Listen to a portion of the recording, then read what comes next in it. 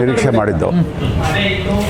ಯಾಕೆಂದರೆ ಯಾವತ್ತೂ ಕೂಡ ಕರ್ನಾಟಕಕ್ಕೆ ಕೇಂದ್ರ ಸರ್ಕಾರದಿಂದ ಆಗಲಿ ಸುಪ್ರೀಂ ಕೋರ್ಟಿಂದಾಗಲಿ ಕಾವೇರಿ ನ್ಯಾಯಮಂಡಳಿಯಿಂದಾಗಲಿ ನಮಗೆ ನ್ಯಾಯ ಸಿಗೋದಿಲ್ಲ. ಇದನ್ನು ಚೆನ್ನಾಗಿ ನಮಗೆ ಗೊತ್ತಿತ್ತು. ಯಾಕೆ ಅಂತ ಹೇಳಿದ್ರೆ ಎಲ್ಲರೂ ಕೂಡ ಅವೈಜ್ಞಾನಿಕವಾದಂಥ ತೀರ್ಪನ್ನು ಕೊಟ್ಟು ಕರ್ನಾಟಕದ ಕನ್ನಡಿಗರ ಮೇಲೆ ಮಾರಣ ಹೋಮವನ್ನು ಬರೆದಿದ್ದಾರೆ. 3500 ಕ್ಯೂಸೆಕ್ಸ್ ನೀರು ಬಿಡಬೇಕು ಅಂದಾಗಲೇ ಇಲ್ಲಿ ನೀರು ಇರಲಿಲ್ಲ. ಏನೋ ದೈವ ಕೃಪೆನ ಏನೋ ಗೊತ್ತಿಲ್ಲ, ಮಳೆ ಆಯಿತು, ನೀರು ಹೋಯಿತು. ಆದರೆ ಇವತ್ತು ಮತ್ತೆ ಪ್ರತಿದಿನ 15 ಸಾವಿರ ಕ್ಯೂಸೆಕ್ಸ್ ನೀರು ಬಿಡಿ ಅಂದರೆ ಹೆಚ್ಚು ಕಮ್ಮಿ ಒಂದು TMC 15 ದಿನಕ್ಕೆ 15 TMC ಅಂದರೆ ಇಡೀ ಡ್ಯಾಮ್ ಖಾಲಿಯಾಗುತ್ತೆ. ಹಾಗಾಗಿ ನಮ್ಮ ಸರ್ಕಾರ ಸುಪ್ರೀಂ ಕೋರ್ಟ್ಗೆ ಅಪೀಲ್ ಹೋಗ್ತಾ ಇದ್ದಾರೆ. ಅಪೀಲ್ ಹೋದರೆ ಅಲ್ಲಿ ಏನಾಗುತ್ತೋ ನೋಡ್ಕೊಡ್ತೀವಿ.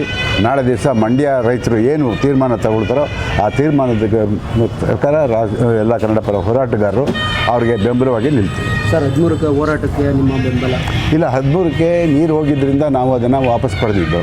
ನಾಳೆ ಸಭೆ ಮಾಡ್ತೀವಿ. ಸಭೆ ಮಾಡಿ ಅದರಲ್ಲಿ ತೀರ್ಮಾನ ತಗೊಳ್ತೀವಿ. ಕರ್ನಾಟಕ ರಕ್ಷಣಾ ವೇದಿಕೆ ಸಿಂಹಪಡೆ ಈಗಾಗಲೇ ಮಂಡ್ಯ ಭಾಗದಲ್ಲಿ ಹಾಗೂ ಬೆಂಗಳೂರು ನಗರದಲ್ಲಿ ಕಾವೇರಿ ನೀರು ಹರಿಸಿದ ಕಾರಣ ಬೃಹತ್ ಹೋರಾಟವನ್ನು ಈಗಾಗಲೇ ಮಾಡಿದ್ದೀವಿ. ಈಗೇನು 13ನೇ ತಾರೀಕೇನು ಕರ್ನಾಟಕ ಬಂದ್ ಈಗ ಕರೆ ಕೊಟ್ಟಿದ್ದಾರೆ. ಆ ಬಂದ್ಗೆ ನಮ್ಮ ಕರ್ನಾಟಕ ರಕ್ಷಣಾ ವೇದಿಕೆ ಸಿಂಹಪಡೆದು ಸಂಪೂರ್ಣ ಬೆಂಬಲ ಇರುತ್ತೆ. ನಮ್ಮ ಸರ ಗೋವಿಂದು ಸರ್ ಹೇಳ್ದಾಗೆ ನಮಗೆ ಕಾವೇರಿ ವಿವಾದಕ್ಕೆ ಒಂದು ಶಾಶ್ವತ ಪರಿಹಾರ ಬೇಕು. ಹಾಗೆ ಮೇಕೆದಾಟು ಯೋಜನೆ ಅತಿ ಶೀಘ್ರದಲ್ಲಿ ಅನುಷ್ಠಾನಕ್ಕೆ ತರಬೇಕು. ಇದೆರಡು ನಮ್ಮ ಪ್ರಮುಖವಾದ ಬೇಡಿಕೆಗಳು. ಇವೆರಡು ಬೇಡಿಕೆಗಳು ಈಡೇರದೇ ಇದ್ದಲ್ಲಿ ನಮ್ಮ ಗೋವಿಂದಣ್ಣವರು ಹೇಳಿದಾಗೆ ಬೃಹತ್ ಮಟ್ಟದಲ್ಲಿ ಕರ್ನಾಟಕದಲ್ಲಿ 1991ರಲ್ಲಿ ಏನು ಕಾವೇರಿ ವಿವಾದ, ಕಾವೇರಿ ಗಲಾಟೆ ಸೃಷ್ಟಿಯಾಯಿತು, ಆ ದಿನಗಳು ಮತ್ತೆ ಮರುಕಳಿಸುತ್ತೆ. ಹಾಗಾಗಿ ಸರ್ಕಾರಕ್ಕೆ ಈ ಮೂಲಕ ನೇರ ಎಚ್ಚರಿಕೆಯನ್ನು ಕೊಡೋದಕ್ಕೆ ಇಷ್ಟಪಡ್ತಾ ಇದ್ದೀವಿ. ದಯವಿಟ್ಟು ಒಂದು ಹನಿ ನೀರನ್ನು ಕೂಡ ಈಗ ಹರಿಸಬಾರ್ದು. ಕಾವೇರಿ ಪ್ರಾಧಿಕಾರದ ಮುಂದೆ ನೀವು ಯಾವ ರೀತಿ ನೀವು ವಾದ ಮಂಡಿಸ್ತಾ ಇದ್ದೀರಾ ಅನ್ನೋದು ನಮಗೆ ಗೊತ್ತಿಲ್ಲ. ಪ್ರತಿ ಬಾರಿ ಕೂಡ ತಮಿಳುನಾಡದ ಮೇಲ್ಗೈ ಆಗ್ತಾ ಇದೆ. ಒಂದು ಬಾರಿ ಆದರೂ ಕರ್ನಾಟಕಕ್ಕೆ ಮೇಲ್ಗೈ ಆಗಿಲ್ಲ. ಈ ನಿಟ್ಟಿನಲ್ಲಿ ಕೆಲಸ ಮಾಡಬೇಕು. ಕಾವೇರಿ ನದಿ ನೀರು ಒಂದು ಹನಿ ಕೂಡ ತಮಿಳುನಾಡಿಗೆ ಹರಿಬಾರ್ದು ಅಂಥೇಳಿ ಈ ಮೂಲಕ ಎಚ್ಚರಿಕೆಯನ್ನು ಕೊಡ್ತಾ ಇದ್ದೀವಿ. ಮತ್ತು ನಾಳೆ ನಡೆಯುವಂಥ ಸಭೆಯಲ್ಲಿ ಏನು ತೀರ್ಮಾನ ಆಗುತ್ತೆ, ಕರ್ನಾಟಕ ಬಂದ್ ಆದ ಪಕ್ಷದಲ್ಲಿ ಕರ್ನಾಟಕ ರಕ್ಷಣಾ ವೇದಿಕೆ ಸಿಂಹಪಡೆಯೋದಕ್ಕೆ ಸಂಪೂರ್ಣ ಬೆಂಬಲವನ್ನು ಕೊಡುತ್ತೆ. ಇಡೀ ರಾಜ್ಯಾದ್ಯಂತ ಬೃಹತ್ತಾದ ಹೋರಾಟವನ್ನು ಮಾಡೋದಕ್ಕೆ ನಾವು ಸಿದ್ಧವಾಗಿದ್ದೀವಿ ಅಂತೇಳಿ ಮೂಲಕ ಹೇಳಕ್ಕೆ ಇಷ್ಟಪಡ್ತೀನಿ. ಡಾಕ್ಟರ್ ನರಸಿಂಹ ಪ್ರಸಾದ್ ಅಂತೇಳಿ ಸಂಸ್ಥಾಪಕ ರಾಜ್ಯಾಧ್ಯಕ್ಷರು, ಕರ್ನಾಟಕ ರಕ್ಷಣಾ ವೇದಿಕೆ ಸಿಂಹಪಡೆ.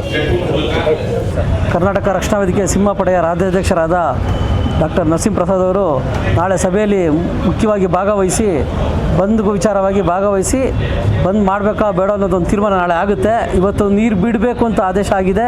ಅದಕ್ಕಾಗಿ ಬಂದ್ ಮಾಡಲೇಬೇಕು ಅಂತ ನಾವೆಲ್ಲ ಬೆಂಬಲಕ್ಕೆ ರೆಡಿಯಾಗಿದ್ದೀವಿ. ಎಲ್ಲ ತಯಾರಿ ಮಾಡ್ಕೊಂಡಿದ್ದೀವಿ. ಬಂದ್ ಮಾಡೋಕ್ಕೆ ಯಾವುದೇ ಕಾರಣಕ್ಕೂ ನಾವು ರೆಡಿ ಇದ್ದೀವಿ.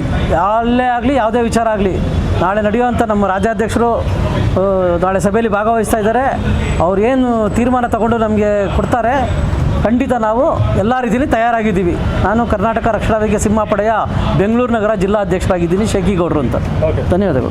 ಇಂದಿನ ಈ ಉದ್ದೇಶ ಏನಂದರೆ, ಇಂದು ಕಾವೇರಿ ಅಂದರೆ ತಮಗೆ ಗೊತ್ತೇ ಇದೆ, 1 ಕ್ಯೂಸೆಕ್ಸ್ ನೀರು ಬಿಡಲು ಹೈಕೋರ್ಟ್ ಏನು ಆದೇಶ ನೀಡಿದೆ.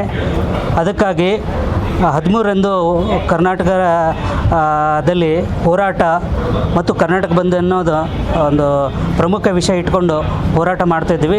ಆದ ಕಾರಣ ಈಗ ಆ ವಿಷಯ ಈಗ ಇಂದು ಕರ್ನಾಟಕದ ಹೈಕೋರ್ಟ್ ಏನು ಡಿಸಿಷನ್ ಕೊಟ್ಟಿದೆ, ಅದರ ಮುಖಾಂತರವಾಗಿ ಕರ್ನಾಟಕದಲ್ಲಿರುವ ಎಲ್ಲ ಸಂಘಟನೆಗಳು ಹಾಗೂ ನಮ್ಮ ಕರ್ನಾಟಕ ರಕ್ಷಣಾ ವೇದಿಕೆ ಸಿಂಹಪಡೆ ಅಧ್ಯಕ್ಷರಾದ ನರಸಿಂಹ ಪ್ರಸಾದ್ ಅವರ ಮುನ್ನಡೆಯಿಂದ ನಾವು ಅವರಿಂದ ಇರ್ತೀವಿ. ಇರೋದರಿಂದ ನಾವು ಕರ್ನಾಟಕ ರಕ್ಷಣಾ ವೇದಿಕೆಯ ಸಿಂಹಪಡೆಯ ವತಿಯಿಂದ ನಾವು ನಾಳೆ ಏನು ನಡೀತಿರುವ ಈ ಚರ್ಚೆಯಲ್ಲಿ ಭಾಗವಹಿಸಿ ಮುಂದಿನಿರುವ ಹೋರಾಟದಲ್ಲಿ ನಾವು ಕೂಡ ಭಾಗಿಯಾಗಿ ಈ ಕಾವೇರಿಯ ಹೋರಾಟಕ್ಕೆ ನಾವು ಬೆಂಬಲ ಕೊಡ್ತೀವಿ ಎಂದು ಹೇಳಿ ನನ್ನ ಒಂದೆರಡು ಮಾತು ಮುಗಿಸ್ತೇನೆ. ನಾನು ಕರ್ನಾಟಕ ರಕ್ಷಣಾ ವೇದಿಕೆ ಸಿಂಹಪಡೆಯ ರಾಜ್ಯ ಪ್ರಧಾನ ಕಾರ್ಯದರ್ಶಿ ಡಾಕ್ಟರ್ ಮಲ್ಕಪ್ಪ ಅಲಿಯಾಸ್ ಮಹೇಶ್. ಜೈ ಹಿಂದ್, ಜೈ ಕರ್ನಾಟಕ ಮಾತೆ ಇಷ್ಟು ಹೇಳಿ ನನ್ನ ಮಾತುಗಳನ್ನು ಮುಗಿಸ್ತೇನೆ.